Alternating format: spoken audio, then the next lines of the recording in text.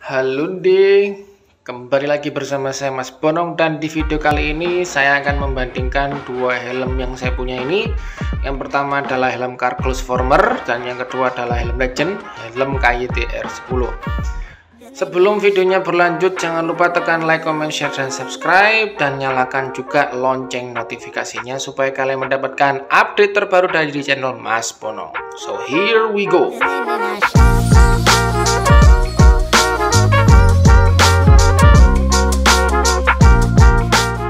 Dalam kesempatan ini saya akan membandingkan 4 poin ya. Ada 4 poin penting yang mau saya bandingkan antara helm Carglass Former dengan juga helm KYT. Nah, ini poin yang pertama adalah fungsi, terus poin yang kedua yang saya bandingkan adalah kenyamanan, yang ketiga fitur, dan yang keempat harga. Nah, nanti dari 4 poin ini bisa kalian gunakan sebagai penentu helm mana yang bisa kalian beli di antara dua helm yang sedang saya bandingkan ini. Oke, tanpa banyak basa-basi, kita langsung bandingkan dari poin yang pertama, yaitu poin fungsi. Nah, kalau kita ngomongin fungsi ini, kita lihat dulu dari bentuknya dua helm ini ya. Nah, secara fungsi helm ini sebenarnya itu helm apa ya? Secara fungsi dia tuh helm enduro atau helm supermoto atau helm adventure, bebas lah nyebutnya karena apa. Soalnya ini basicnya semi trail, terus ada visornya gitu ya, dan juga ada capnya ini. Nah, sedangkan helm KYT R10 ini dia helm full face juga, tetapi dia lebih ke arah racy look gitu, kelihatan kayak racy banget.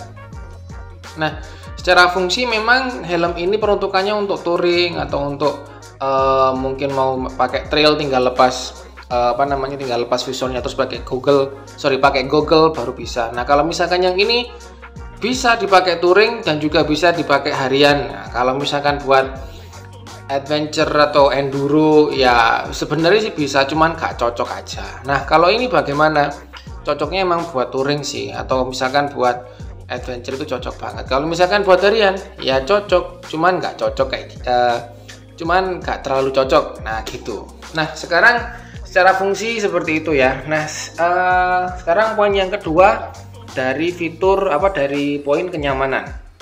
Nah, kalau kita ngomongin kenyamanan, ini ada breakdown lagi yang dibandingkan. Pertama dari dari berat shellnya. Nah, helm KYT R10 ini setelah saya baca dari dari internet, dan belum pernah ngukur sebenarnya beratnya berapa. Ternyata helm KYT R10 ini dia beratnya itu 1,4 kilo, sekitar 1,5 kiloan lah. Nah, sedangkan helm ini tidak pernah saya ukur berapa beratnya. Cuman yang saya rasakan adalah helm ini lebih ringan daripada ini. Ya, mungkin sekitar selisih 100 atau 200 gram. Dan itu sangat berpengaruh loh ya. Nah, ini anggap aja beratnya 1,250 sedangkan ini 1,450. Nah, secara berat sudah jauh berbeda. Maka nanti ini pengaruh juga seberapa tahan leher kita memakai salah satu di antara dua helm ini jika digunakan perjalanan panjang. Jujur, helm ini tuh sudah sering saya bawa kemana-mana ya, mulai dari Jogja, terus ke Tawangmangu, Bali, sama Lombok. Ini yang paling sering, soalnya ini belum pernah saya pakai soalnya masih baru. Nah, ini saya mau ngomong dulu tentang helm ini. Kalau helm KYT R10 itu kalau digunakan lebih dari 2 jam gitu berkendara terus ya, itu rasanya agak sedikit sakit di leher dan juga panas di pipi. Nah, fun fact juga, helm ini tuh memang karakter busa yang menggepit pipi dan juga telinga itu memang neken banget gitu loh. Dan tak ayal juga banyak orang yang pakai helm KYT R10 itu mengeluhkan hal yang sama. Pipinya itu sakit, terus kalau enggak telinganya tuh juga merasakan perih atau enggak panas. Tetapi secara kualitas busa sebenarnya helm ini tuh bagus loh. Di antara helm lain yang harganya tuh sekitar 400-500 ribuan, ini termasuk bagus. Karakter helm KYT lah. Busanya itu memang enak gitu. Nah, terus bagaimana dengan helm ini?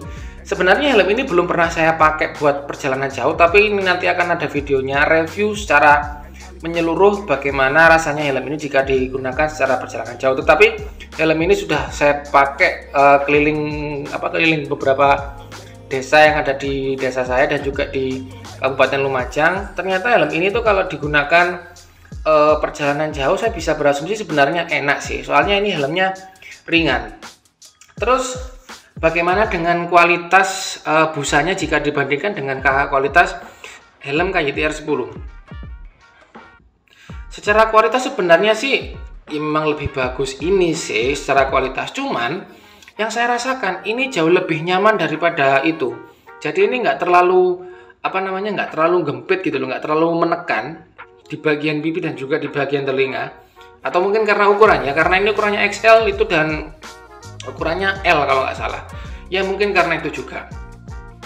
Terus secara secara kenyamanan itu sih ini kalau misalkan dipakai perjalanan kayaknya lebih jauh lebih enak daripada helm ini. Cuman ini ada kelemahannya juga kalau misalkan dipakai kayak perjalanan kalau misalkan kita agak ngebut. Nah ternyata capnya ini tuh sedikit kayak narik-narik ya, sebab anginnya itu bisa masuk ke sini. Nah jadi ya kayak ngangkat gitu. Sedangkan kalau ini enggak, karena dia bentuknya aerodinamis. Oke.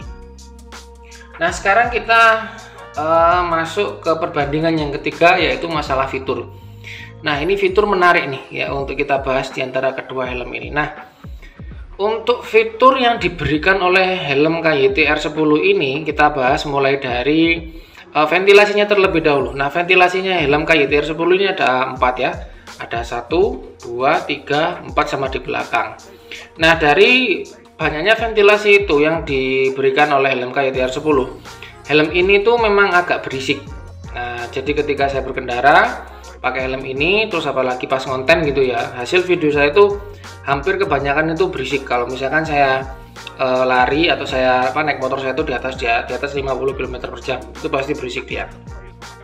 Selain itu helm KYT R10 ini sebenarnya bawaan dasarnya, visor bawaan dasarnya itu dia yang cembung, bukan yang flat. Nah ini kebetulan saya beli yang flat.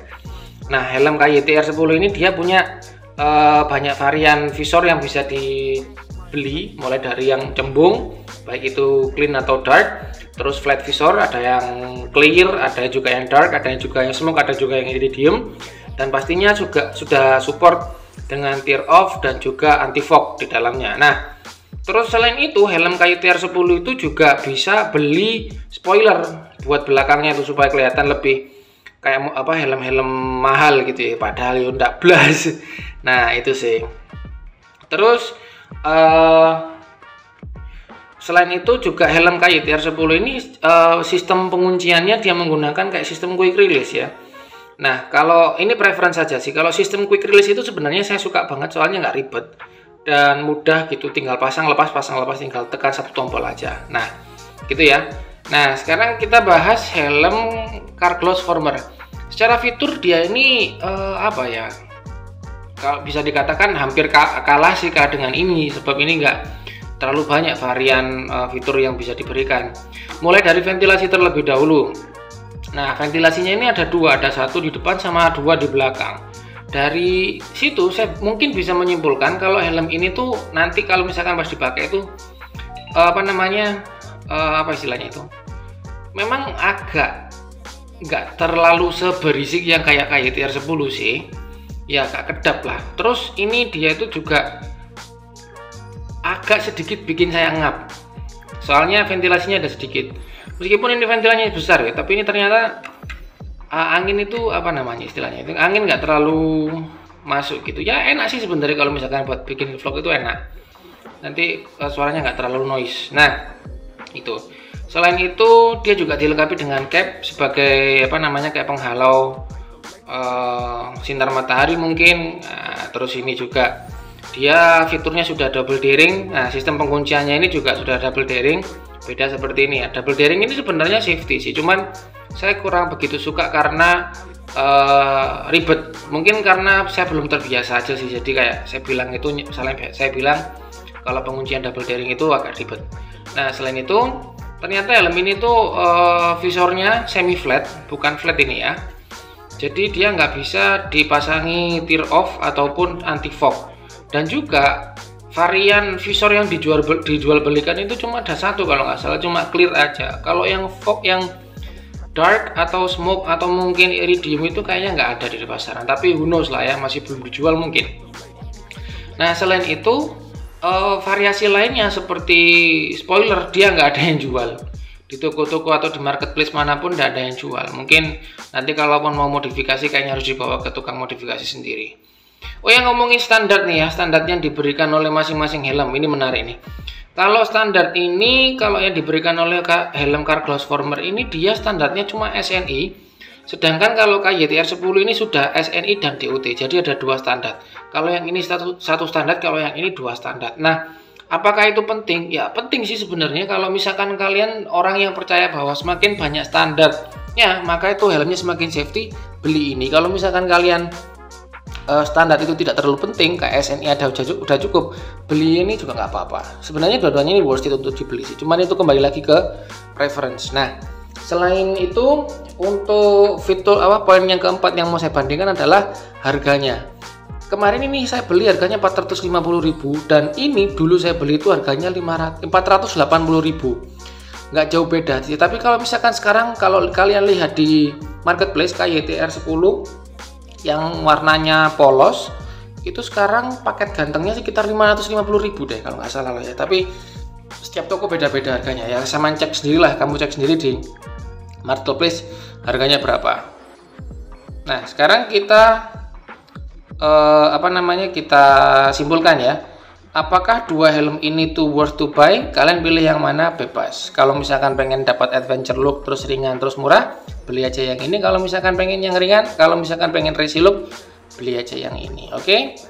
Jangan salah fokus dengan refleksi yang ini ya.